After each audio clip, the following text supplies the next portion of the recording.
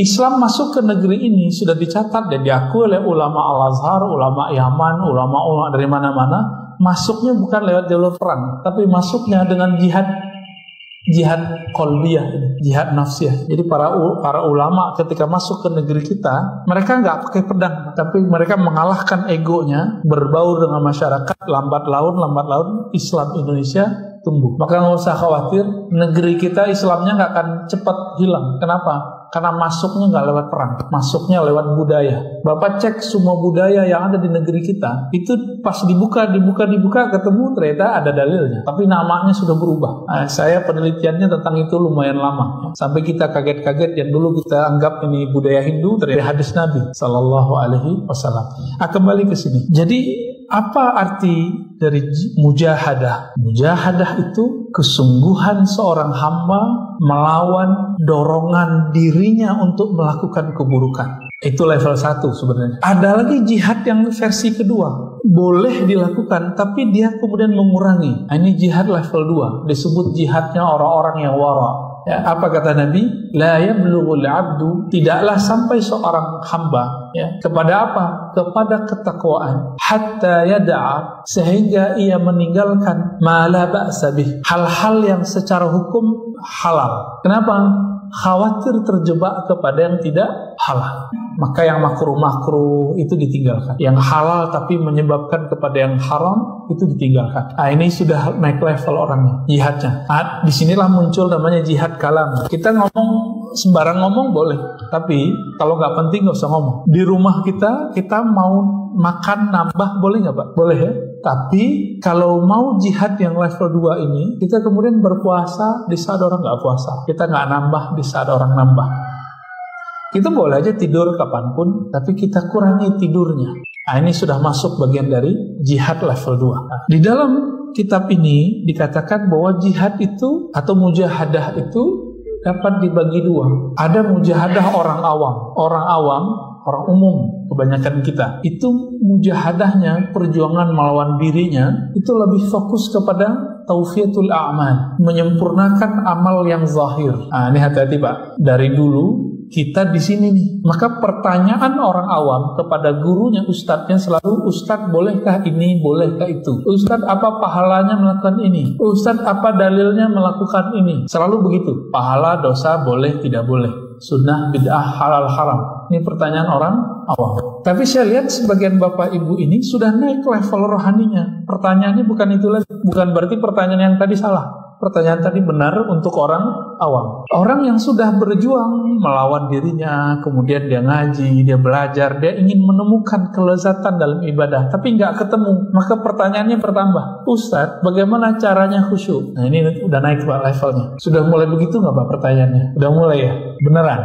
Kalau sudah mulai, berarti Bapak mujahadahnya sudah mulai naik. Karena mujahadah yang kedua ini disebut mujahadatul khawas. Latihan kesungguhan orang-orang yang khawas. Seperti khawas, orang-orang yang spesial di sisi Allah Subhanahu wa taala. Disebutkan di sini mereka berjuang itu bukan sekedar menyempurnakan amal zahir, tapi tasfiyatul ahwal. Mereka mulai menyempurnakan ahwal rohani. Jadi mereka sudah mulai sadar bahwa orang itu soleh bukan dari zahir, tapi dari batinnya. Anak kita takut tidak sholat karena ada sapu lidi mau kita pukulin sama dia atau rotan. Itu lebih baik atau anak kita dia tiba-tiba sadar saya pengen sholat nih. Mana yang lebih baik Pak? Yang sadar atau yang takut? Kebanyakan kita membayangkan Allah itu menyeramkan. Allah tuh suka menyiksa. Maka kita sering ngomong ke anak, ntar kamu masuk neraka loh gitu. Saya punya kajian, isinya kajian itu membedah kitab yang mengkritik suatu aliran. Karena kajian itu sering orang message saya dengan kalimat neraka, neraka, neraka. Ente ntar dihisap loh, ente neraka loh. Jadi orang-orang awam kebanyakan membayangkan bahwa Allah itu suka nyiksa aja.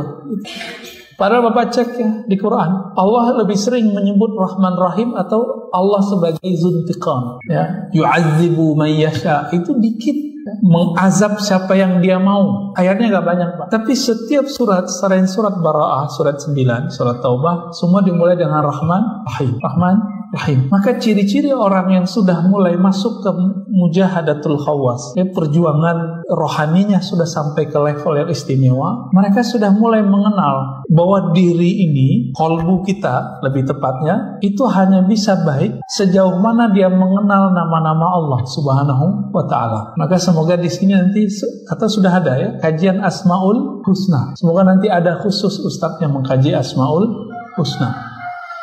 Kelembutan hati seseorang itu tergantung seberapa banyak nama Allah masuk ke dalam kolbunya. Jadi Bapak kalau pernah berpikir kenapa ya hati saya keras gitu, pertanyaannya sederhana, dijawab dengan sederhana. Karena kamu jarang memasukkan nama Allah ke dalam kolbu. Kolbu itu makanannya cuma satu, Pak, nggak bisa pakai yang lain. Makanan cuma nama Allah. Dalilnya surah Ar-Ra'd ayat 28. Nggak ada yang lain. Al-Anfal ayat 2, ya, nggak ada yang lain. Hanya itu. Jadi makanannya kolbu itu hanya menyebut nama Allah. Nama Allah yang diajarkan Nabi banyak, tapi beliau memberikan ada kekhususan pada 99 nama. Orang yang membaca nama ini sebelum dia masuk surga yang hakiki, dia telah merasakan surga bau-baunya di dunia. Apa kata Nabi? Surga itu dapat dicium dari 500 am masirah. Dari 500 tahun perjalanan. Maksudnya apa? Semenjak kita di dunia, kita sudah bisa mencium surga. Dalilnya apa lagi? Setelah dalil yang ini yang Nabi katakan, idza marartum bi riyadil jannah farta'u. Jika engkau melewati kebun-kebun surga, maka petiklah. Berarti udah ada kebun surga, Pak, di sini. Ini kabar gembira saja. Ketika Bapak, Ibu, Saudara yang melakukan Allah merasa tertarik dengan kajian, dengan zikir, berarti sudah mulai mencium bau surga. Betah kalau duduk. Aslinya kita duduk lama begini betah nggak, Pak? Nggak betah. Tapi kalau Bapak ini ruhnya sudah mulai mencium bau surga, maka akan mulai menikmati kebun-kebunnya. Ini baru Riyadul Jannah. Riyadul Jannah itu di dunia itu ada 2. Pertama ta'lim, yang kedua zikir. Zikir ini bisa ibadah-ibadah yang lain. Inilah yang dikatakan oleh Imam Syafi'i, Imam Sauri, dan imam-imam yang lain, Imam Salafus Saleh. Apa kata mereka? Kalau bukanlah karena ilmu, kalau bukanlah karena tahajud, kalau bukanlah karena majelis zikir, aku tidak memilih tinggal di dunia. Jadi mereka itu betah tinggal di bumi. Kenapa? Karena ada tahajud, ada subuh berjamaah, ada ta'lim. Nah, ini yang bikin mereka betah. Ada zikir, baik zikir sendiri atau berjamaah. Ini yang bikin betah para ulama kita dari dulu. Nah, semoga kita mewarisi kerohanian mereka. Nah, ini sudah masuk nih mujahadatul khawas. Mujahadah orang-orang yang istimewa. Nah, pencirian berikutnya dari orang yang mujahadahnya sudah istimewa ini, mulai ada pergantian karakter. Karakter yang buruk berubah menjadi karakter yang baik. Nah, nanti bisa ditandain, Pak. Ketika kita berkeluarga, kita lebih banyak emosinya atau sabarnya. Ada interaksi dengan pasangan, dengan anak. Nanti dicek nih, subuhnya dan kajiannya sukseskah pagi ini? Bapak nanti kalau di rumah ada hal yang nggak sesuai dengan ego kita emosi atau kita berlapang dada lalu memperbaikinya dengan baik. Ini ciri-ciri Bapak ini gagal. Kalau ada masalah di rumah, itu cari kambing hitam. Masih kayak gitu nggak? Rajin sholat ke masjid. Ada berita di TV. Oh, ini karena siapa nih? Mulai nunjuk orang. Ini ciri-ciri orang belum masuk ke mujahadatul khawas. Mujahadatul khawas, ini ciri-cirinya. Kalau dia seorang da'i, dia seorang ulama, melihat umara salah, dia nggak kutuk, tapi dia doakan kebaikan. Bapak pernah sholat Jumat di Malaysia nggak? Di Brunei. Ada mungkin sebagian ya. Itu mereka kalau Jumatan, doain pemimpinnya, doain keburukan atau kebaikan? Keburukan atau kebaikan? Kebaikan, Pak. Walaupun di belakang mereka ngomongin rajanya, Pak, saya tahu. Di belakang pada ngomongin, tapi mereka setiap kali khutbah itu mengaminkan. Kenapa? Ternyata mereka difahamkan oleh guru-gurunya, ulama-ulamanya. Kata Nabi, ya, jika pemimpinmu baik, maka kalian baik. Jika pemimpinmu terlaknat, kalian terlaknat. Jadi hati-hati. Kita ini boleh nggak suka pemimpin, tapi haram mendoakan laknat bagi pemimpin. Inilah akidah Ahlus Sunnah. Akidah Ahlus Sunnah melarang berontak. Coba buka semua kitab akidah Ahlus Sunnah, itu tidak satu pun mengajarkan berontak. Kata Imam Salafus Saleh, Imam Tahawi, apa kata beliau? Dan kami wanara, ya, kami mengatakan, memantapkan bahwa tidak boleh bagi seorang mukmin, seorang muslim keluar dari pemerintahan yang sah meskipun dia tidak suka. Maka Bapak ini dari melihat berita-berita kemarin ya, tolong hati-hati, jaga lisannya ketika berkomentar. Kita silakan kritik pemerintah, tapi jangan kemudian mengatakan terlaknatlah pemimpin, hancurlah. Nah, itu jangan. Nanti tinggal balik itu Pak. Mau dia siapa, mau dia kiai, mau dia siapa, benar berbalik sama dirinya. Nah, ini hati-hati ya. Dulu ada banyak sahabat ya, yang hidup di zaman gubernur yang sangat tirani, namanya Hajjaj bin Yusuf. Tapi mereka tidak pernah mendoakan keburukan bagi pemimpin itu, tapi mendoakan supaya tetap umat dijaga. Nah, saya dulu pernah mendoakan keburukan bagi pemimpin dan saya minta ampun kepada Allah setelah membaca kitab-kitab akidah Ahlussunnah. Ternyata ini ciri-ciri ajaran Khawarij. Pernah dengar istilah Khawarij? Khawarij ini Nabi sebut kilabun nar. Kilabun nar artinya anjing-anjing neraka, Pak. Hati-hati. Apa ciri-cirinya? Suka memberontak. Suka memberontak, itu aja udah. Maka apapun alirannya, apapun pergerakannya, kalau sudah mulai masuk ke wilayah ini, itu harus di stop. Nah, alhamdulillah Allah selamatkan diri saya dan teman-teman kita. Akhirnya kita belajar akidah Ahlussunnah lagi. Ya, dulu pernah ikut yang begitu-gitu Pak. Ya, gerakan-gerakan yang aneh-aneh. Nah, saya nggak usah sebut nama gerakannya. Ya. Taib. Imam Abu Ali Ad-Daqqaq mengatakan, "Man zayyana zahirahu bil mujahadah, zayyana Allahu batinahu bi anwaril musyahadah." Kenapa kita belum merasakan nur Allah itu tembus ke dalam kalbu?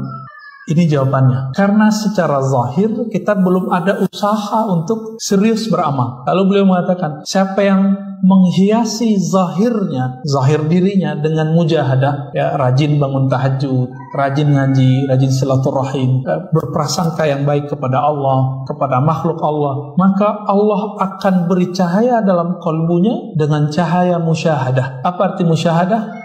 Musyahadah itu sebutan lain dari ihsan. Apa arti ihsan? Engkau menyembah Allah seakan memandangnya. Nah, seperti Imam Abu Ali Ad-Daqqaq ini bertahun-tahun. Bahkan Abu Ali Ad-Daqqaq ini sholat isya sama subuh itu 1 kali wudhu. Maksudnya betul, gak batal wudhunya. Orang sholat subuh pakai wudhu isya. Itu artinya apa? Beliau nggak tidur. Apakah ini berlebihan? Enggak. Dulu Sayyidina Umar radhiyallahu ta'ala anhu, ketika beliau merasa beliau nggak dosa, cuma merasa su'ul adab. Apa arti su'ul adab? Merasa dirinya melanggar adab kepada Nabi sallallahu alaihi wasallam. Di tahun ke-6 umat Islam gagal masuk ke Mekah. Bagi Sayyidina Umar, kalau kita benar mesti menang, tapi Nabi mengalah dan membiarkan dirinya kalah untuk menang sebenarnya. Tapi Umar sudah emosi duluan. Apa kata Umar? Ar-Rasulun anta? Wahai Muhammad, ente benar Rasulnya? Wahai Muhammad, apakah agama kita benar? Ini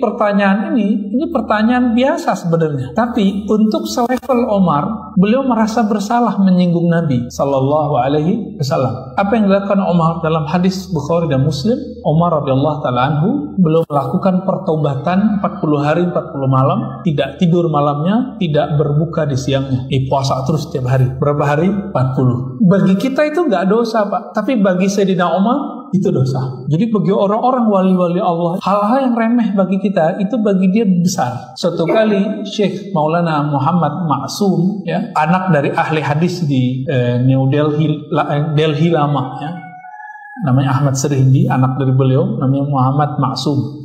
Itu beliau masuk masjid, kakinya nggak nyadar masuk pakai kaki kiri. Terus ketika beliau kakinya jatuh ke tanah, ke lantai, sadar, kok saya memasukkan kaki kiri dulu. Ketika sadar beliau langsung pingsan 3 hari nggak bangun-bangun. Kenapa? Merasa dirinya melanggar adab di hadapan Allah Subhanahu wa Ta'ala. Nah, ini hati-hati Pak ya. Walaupun kentut di masjid itu nggak haram, tapi untuk adab rohani itu nggak baik. Jadi Bapak kalau mau kentut nanti keluar ya.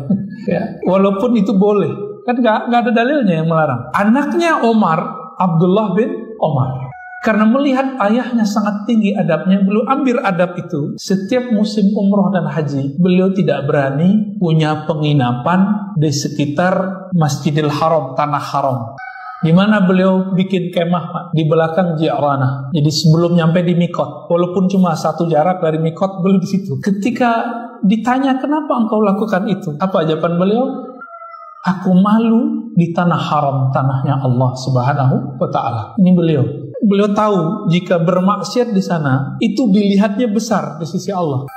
Sedangkan di tanah luar haram itu enggak. Jadi Bapak Ibu ini pernah nggak umroh? Terus temen kita protes, atau jangan-jangan di antara Bapak ini yang protes sama travelnya, ya? Kok hotelnya nggak sesuai dengan bayangan kita? Ngamuk-ngamuk. Nah, saya sering melihat, Pak. Sering melihat. Saya bukan ustadz yang sering bawa jamaah, saya jadi jamaah terus. Tapi kita sering lihat ibu-ibu kayak bapak-bapak kayak dengan egonya kemudian mengatakan hotelnya begini doang, ngomong pada depannya Masjidil Haram, masih ada jarak sekitar 500 meter, itu pun begini sudah jauh. Nah, ini orang-orang ini nggak bersyukur kepada Allah SWT.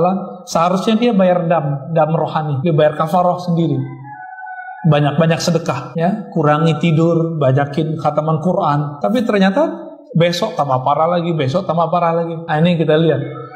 Nah, Bapak Saudara makanan Allah, bagi ulama-ulama yang sudah sampai derajatnya sekasih Allah, adab yang tidak pas itu dianggap bagi mereka dosa. Nah, ini ciri-ciri Bapak ini sudah mulai menapaki jalan-jalan kewalian. Apa ciri-cirinya? Menganggap hal yang ringan menurut orang awam itu berat bagi kita. Nah, seperti Sayyidina Umar, itu beliau kemudian memberikan semacam denda bagi dirinya atau sanksi bagi dirinya jika beliau salah. Ya. Nah, ada seorang imam namanya Al-Hasan Al-Qazzaz. Apa kata beliau? Buniyat hadhihi tariqatu ala salasati asya. Jalan kewalian itu dibangun secara zahir dengan 3 cara. Sederhana sebenarnya. Pertama, alla ta'kula illa indal faqah. Engkau tidak makan kecuali ketika lapar. Kenapa? Dalilnya dalam hadis yang hasan, riwayat Imam Ibnu Majah. Apa kata beliau? Bahwa Nabi SAW bersabda, aksarun nas jawa'an yawmal qiyamah, aksaruhum syaba'an fid dunya. Orang yang paling lama laparnya nanti di akhirat, itu orang yang paling banyak kenyangnya waktu di dunia.